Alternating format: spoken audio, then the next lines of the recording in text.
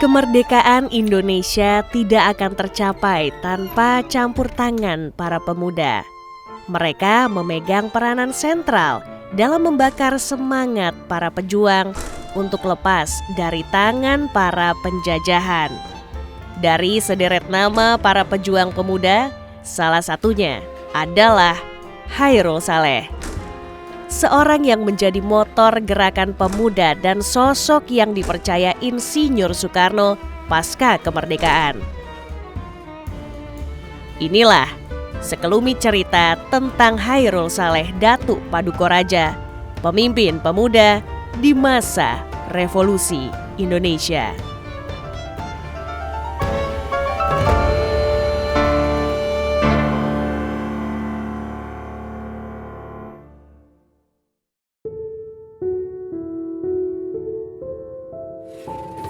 Chairul Saleh Datuk Padukoradja lahir pada Rabu 13 September 1916 di Sawah Lunto, Sumatera Barat. Chairul muda merupakan anak yang pintar, lantaran dirinya diterima di sekolah bergengsi Hindia Belanda sekelas sekolah dasar, yaitu Europese Lagere School, dan melanjutkan studinya di Hoogburgerlijke School bagian Barat Medan. Setelah itu, Chairul kembali mengenyam pendidikan tingginya di Sekolah Tinggi Hukum Recht Hogeschool di Batavia.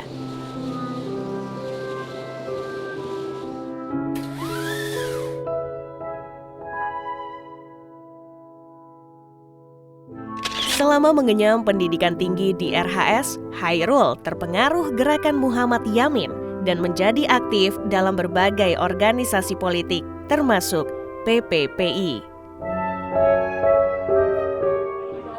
Pada saat diadakannya Bataviase Student Corps atau Perkumpulan Mahasiswa Belanda di Batavia untuk menyatakan pernyataan setia kepada pemerintah Hindia Belanda, PPPI adalah satu-satunya organisasi yang dengan tegas menolak pernyataan setia ini.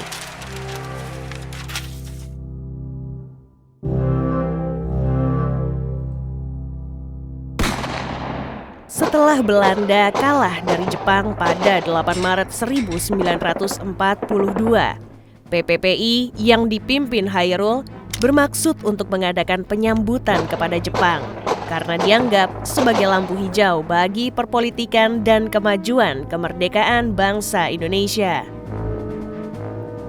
Namun harapan Chairul itu pupus lantaran Jepang mengeluarkan aturan untuk menghapus seluruh organisasi atau kelompok yang bergerak di dalam bidang politik. Dirinya lalu bergabung dengan jawatan propaganda Jepang, yaitu Sendenbu, yang menjabat sebagai penasihat atau sanyo dalam barisan pelopor yang dipimpin oleh Soekarno. Selama menjabat di pemerintahan Jepang, Chairul juga dipercaya untuk memimpin kursus politik yang bernama Angkatan Muda Indonesia bersama dengan Sukarni.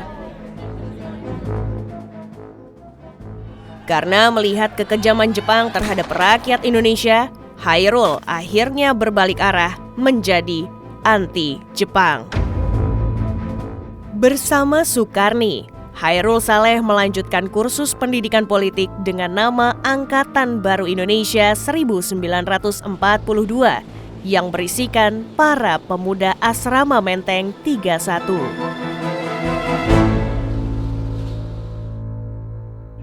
Hingga pada pertengahan 1944, pemerintah Jepang akhirnya membentuk kembali Angkatan Pemuda dan Chairul terlibat dalam organisasi tersebut.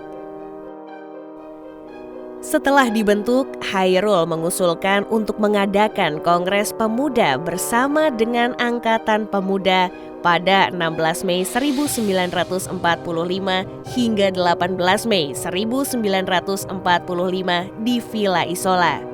Namun, berakhir sia-sia akibat banyaknya gesekan dan penolakan. Lalu pada bulan Juli 1945, muncullah Gerakan Baru Indonesia yang berisikan Chairul, Sukarni, Wikana, dan lainnya untuk mengikut sertakan pemuda dalam perundingan kemerdekaan bangsa.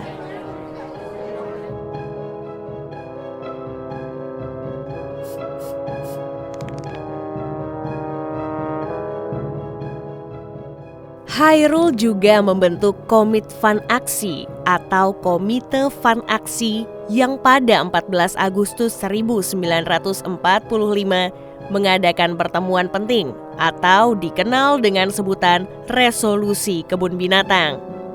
Tepat pada 15 Agustus 1945, para pemuda dan komite itu kembali mengadakan perundingan rahasia di kebun jarak belakang bangunan laboratorium bakteriologi.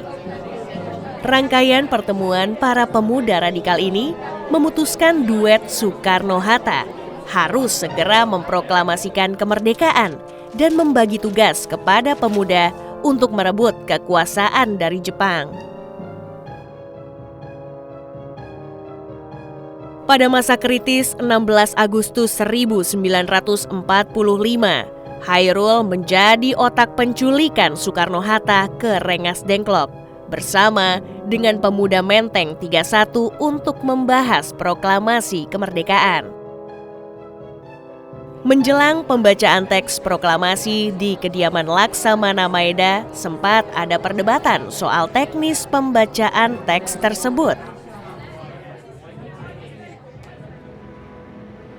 Soekarno-Hatta mengusulkan penandatanganan naskah dan diumumkan di muka umum para anggota PPKI. Namun jelas usul tersebut ditolak keras oleh Chairul Saleh. Selain itu ada perdebatan juga antara golongan tua dan muda soal isi teks proklamasi mengenai pemindahan kekuasaan dari Jepang. Jika terlalu radikal, golongan tua khawatir ada serangan dari Jepang terhadap rakyat. Hingga akhirnya muncul usulan-usulan teks proklamasi dari golongan tua dan golongan muda dan diambil jalan tengahnya yang diketik langsung oleh Sayuti Melik. Setelah naskah tersusun, perundingan tersebut kembali memanas. Pasalnya golongan muda enggan untuk memasukkan usulan penandatanganan seluruh golongan yang hadir. Terlebih lagi, ada antek Jepang di dalamnya.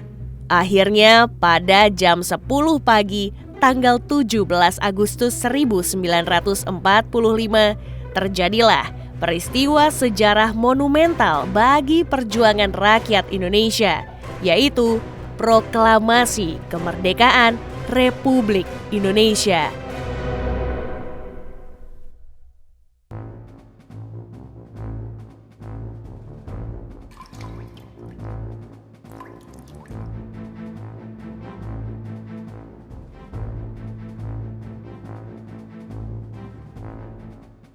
Selepas proklamasi, Chairul semakin radikal, terutama saat menentang kedatangan Nica pada Oktober 1945 yang membuatnya mengumpulkan kembali pasukan para pejuang.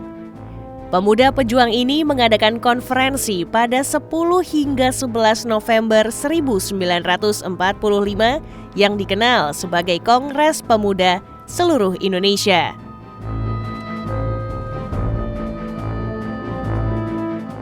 Selang 3 tahun setelah kemerdekaan, Chairul berselisih paham dengan Kabinet Syahrir dan mendirikan GRR di Jawa Tengah bersama dengan Moardi. Bahkan, Chairul pernah mengorganisir pasukan menentang pemerintah yang akhirnya mencetuskan peristiwa Banten Selatan dan membuatnya dikurung selama 2 tahun. Namanya nasib, tidak ada yang tahu. Chairul akhirnya dibebaskan oleh Muhammad Yamin, Menteri Kabinet Wilopo, dan dikirim ke luar negeri dengan dalih belajar di Jerman Barat di Universitas Bonn.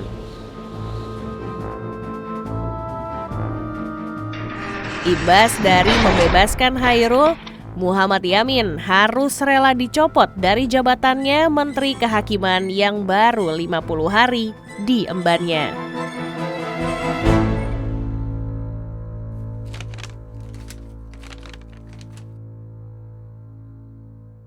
Setelah 4 tahun Chairul hidup dalam pengasingan di luar negeri, dia pun nekat untuk pulang ke tanah air. Pada Desember 1956, Chairul Saleh ikut mendirikan Legiun Veteran dan menjadi Wakil Ketua Umum Legiun Veteran Republik Indonesia. Setahun kemudian, Chairul diangkat menjadi Menteri Negara Urusan Veteran dalam Kabinet Juanda. Selain itu, dalam era kepemimpinannya, Chairul juga menyampaikan gagasan negara kepulauan dan batas teritorial laut 12 mil dari garis pantai, yang akhirnya menjadi bagian dari Deklarasi Juanda 13 Desember 1557.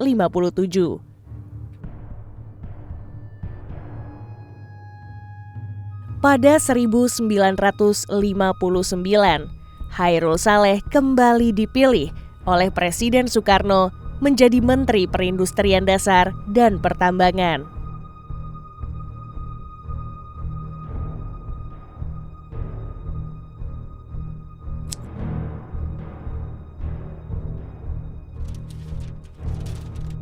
Selama periode tahun 60-an, Chairul Saleh yang merupakan petinggi Partai Murba sering berpolemik keras dengan Ketua CCPKI DN Aidit.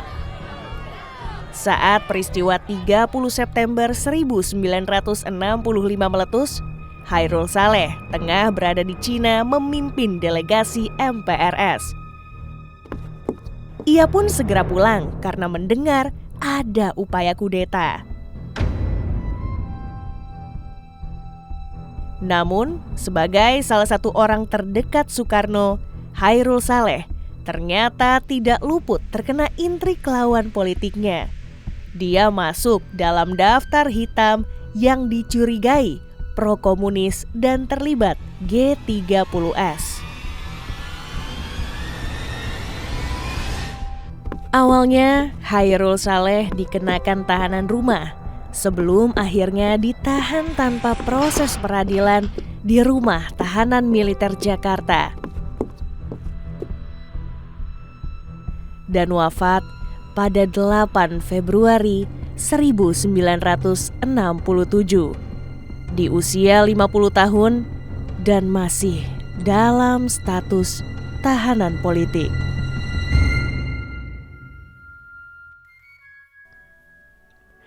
Tokoh progresif, pejuang kemerdekaan, hingga menjadi tahanan politik merupakan jalan hidup yang tidak bisa dilepaskan dari seorang Chairul Saleh. Saat ini kita mengenalnya sebagai salah satu pahlawan nasional. Seorang muda yang bergerak cepat melebihi zamannya.